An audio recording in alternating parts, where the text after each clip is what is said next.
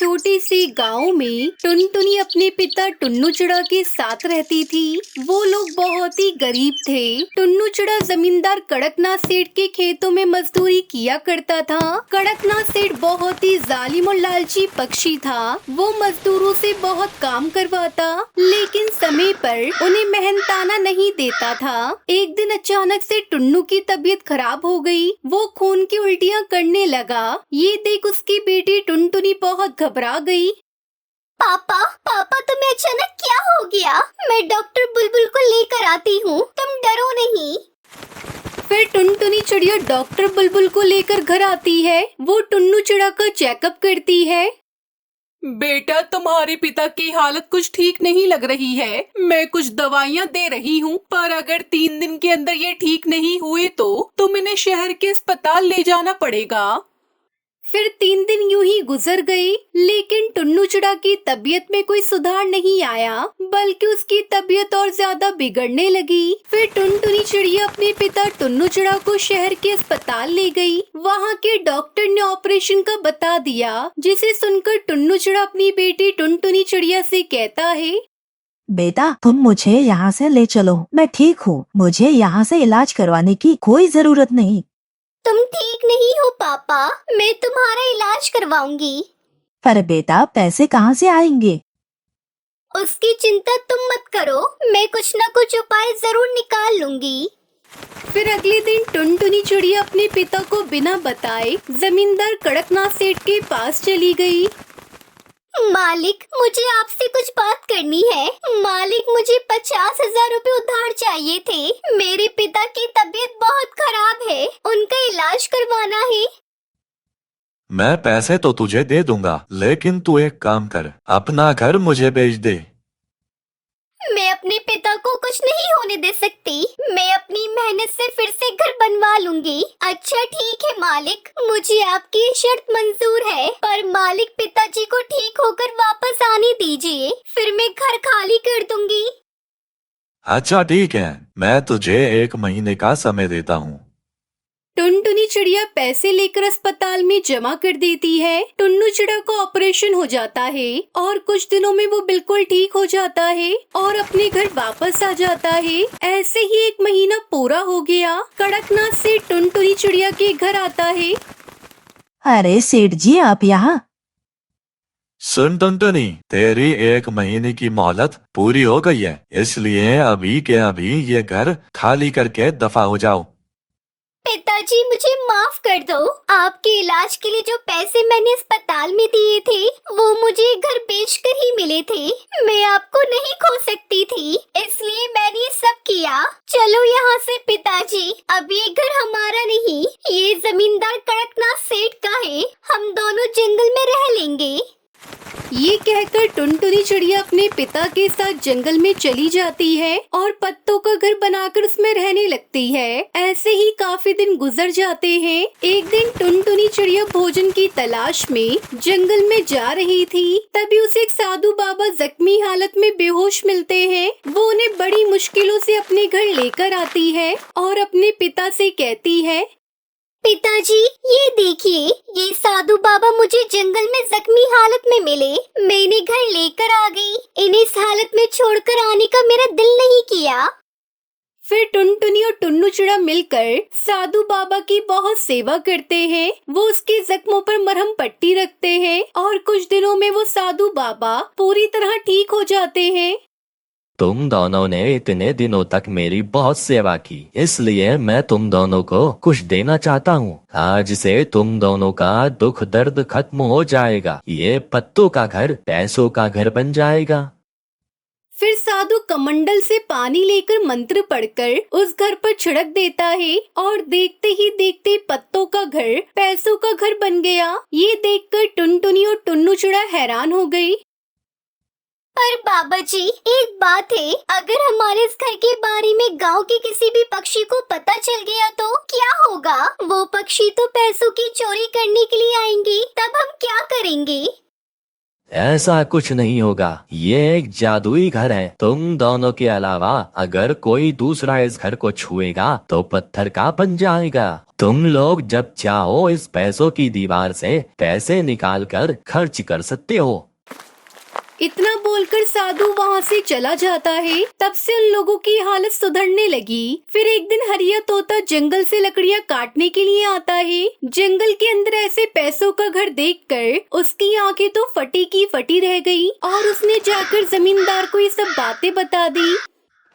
मालिक मालिक, आज मैंने जंगल में पैसों का घर देखा है। ये सुनकर कड़कनाथ सेठ अपने कुछ सेवकों को लेकर टुनटुनी के घर पहुंच जाता है और पैसों का अद्भुत घर देखकर वो सभी चौंक गए। तब जमींदार कड़कनाथ सेठ ने टुनटुनी से कहा, अरे इस जमीन पर घर बनाने की तेरी हिम्मत कैसे हुई? अभी के अभी घर से निकल जा, नहीं तो। सेठ जी, इस जंगल पर आपका कोई अधिकार नहीं है। मैं इस घर से नहीं जाऊंगी। ये पैसों का घर हमारा है। आप यहाँ से चले जाइए। यह पूरा गांव मेरा है और जमीन और घर भी मेरा है। चुपचाप निकल जा यहाँ से, नहीं तो मैं तेरा घर तोड़ दूंगा। तोड़ना तो दूर की बात है, हाथ लगाकर तो देखिए इस घर को। अच्छा ऐसी बात है, अब देखना क्या करता हूँ मैं तेरे पैसों के घर के साथ। जमींदार कड़कनाथ सेठ जब उस घर को तोड़ने के लिए हाथ लगाता है तभी जमींदार एक पत्थर की मूर्ति में बदल जाता है। ये देख वहाँ मौजूद सभी पक्षी चौंक जाते हैं और सभी अपनी अपनी जान बचाने के लिए वहाँ से भाग जाते हैं। और फिर उस दिन के बाद से और कोई भी टुनटुनी और टुन्नू चिड़िया को परेशान नहीं करता। जब भी टुनटुनी चिड़ियों को पैसों की जरूरत होती वो उस घर की दीवार से पैसे निकाल लेती और दीवार पर पैसे आ जाते।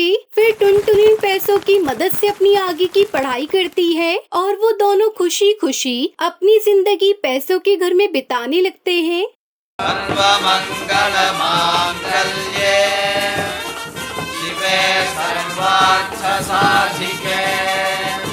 एक घने जंगल में टुनटुनी चिड़िया अपने पति बंटी कबूतर के साथ रहती थी। उसकी एक बेटी थी जिसका नाम टूनी था। टुनटुनी चिड़िया और बंटी कबूतर मजदूरी करते थे। उन्हें मजदूरी करके जो भी पैसे मिलते थे उनमें से वो आधे पैसे अपनी बेटी की शादी के लिए जमा करते थे और आधे पैसे से अपना घर चलाते थे। समय गुजरता रहा और टूनी चिड़िया बड़ी हो गई। एक दिन टुनटुनी चिड़िया अपने पति बंटी कबूतर से कहती है, देखिए जी, अपनी टूनी चिड़िया बड़ी हो गई है। बिरादरी में कोई अच्छा वर ढूंढना शुरू कर दो और अपने सगे संबंधियों में भी ये बात बता दो। हम अपनी बेटी की शादी करना चाहते हैं। अगर उनकी नजर में कोई योग्य वर हो तो हमें बताएं। यदि हम लोग किसी को कुछ नहीं बताएंगे तो उन्हें कैसे पता चलेगा हम अपनी बेटिया टूनी की शादी करना चाहते हैं। टुनटुनी, तुम बात तो सही कह रही हो, लेकिन अभी हमारे पास इतने पैसे नहीं है कि हम अपनी बेटी टूनी की शादी धूमधाम से कर सकें और दहेज भी तो देना होगा। इतना सब कुछ कहाँ से होगा? टूनी के पापा, इस तरह हम लोग अपनी बेटी को कब तक घर बिठा कर रखेंगे? कुछ तो करना ही होगा। तुम ऐसा करो, साहूकार कड़कनाथ से जाकर कुछ पैसे उधार लाओ। धीरे धीरे हम लोग उसका उधार चुका देंगे। ठीक है टूनी की माँ, मैं कल ही जाकर साहूकार कड़कनाथ से बात करता हूँ। बंटी कबूतर टुनटुनी चिड़िया की बातों में अपनी सहमति जताता है और अगले दिन साहूकार कड़कनाथ कौवे के पास जाता है। साहूकार जी, मेरी बेटी विवाह योग्य हो गई है। मैं अपनी बेटी की शादी करना चाहता हूँ, पर पैसे थोड़े कम पड़ रहे हैं। अगर आप उधार दे देते तो मैं अपनी बेटी की शादी धूमधाम से कर पाता। ठीक है बंटी कबूतर, पैसे तो मैं तुम्हें दे दूंगा, पर तुम गिरवी रखने के लिए क्या लाए हो? मैं बिना गिरवी रखे किसी को पैसे नहीं देता। अगर कहीं तुम मेरे पैसे लेकर मुकर गए तो मैं कहाँ जाऊँगा मांगने? तुम्हारे पास यदि कुछ है तो गिरवी रख कर पैसे ले जाओ। बंटी कबूतर निराश मन से अपने घर वापस लौट आता है और सारी बात अपनी पत्नी टुनटुनी को बताता है। अब क्या होगा जी? हम लोगों के पास तो गिरवी रखने के लिए कोई सामान भी नहीं है। क्यों ना हम लोग ऐसा करें, अपना घर साहूकार के पास गिरवी रख दें। कम से कम अपनी बेटी का घर तो बच जाएगा। हम लोग और ज्यादा मेहनत करेंगे, फिर साहूकार को उधार चुका देंगे।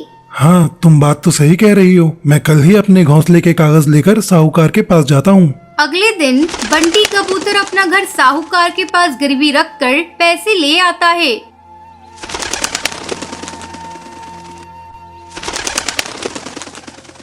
फिर टूनी चिड़िया के लिए अच्छा रिश्ता ढूंढने लगता है।